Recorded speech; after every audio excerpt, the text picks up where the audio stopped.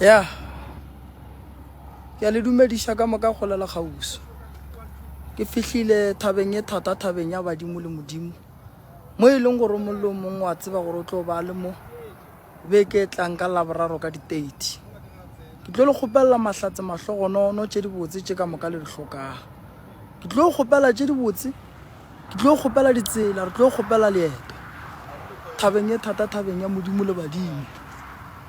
ya bolela matshwenyego ga gore nape re ye go bolela le modimo re re ge re ya ka kua godimo re ya go bolela le ba ba kgethwa re ba botse gore o lla kang bolela e sa le nako sebaka se ya go šia bolela dillo tša ga gore fihlile re ya tsena ba le ka gate kgethwa shi mešako e butši badimo ba re buletše di-gate ba re mešako e butši ba nna tsena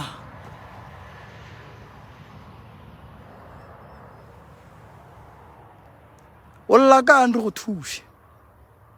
o tlaiša ke mo bophelong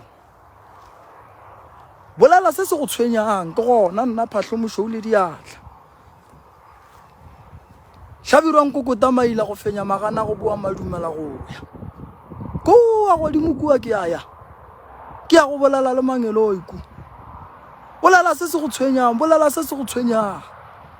se ke wa tšhaba dilo ka moka ba le di a loka ka kgang ka go gapeletša ke le boditše ka re ke tlilo le kgopelela ditsela gore badimo ba gabo lena ba tsebe gore re ya le mema gore mo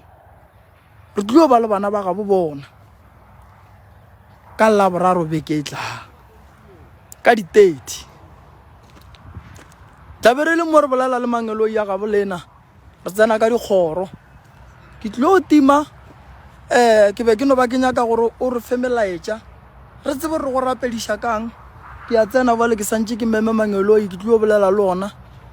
le seka la makala ke tla go tima live ye lena sendang di-message bolela se se go tshwenyang ke gona nna phahlo mošou le diatla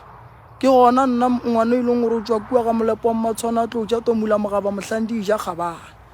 nna re batho ba bagolo se apara thaga re batho ba bagolo re batho ba bo mothene se thutša magala se tšea kgang le pere re nyaka fela ba e leng gore ba gahlana le mathata ke fihlile thabeng e thata medimo ba le re tsena empa ge ke tsena ke santše ke botse bagala be ke khuname ke phase o lla ka ngwaneso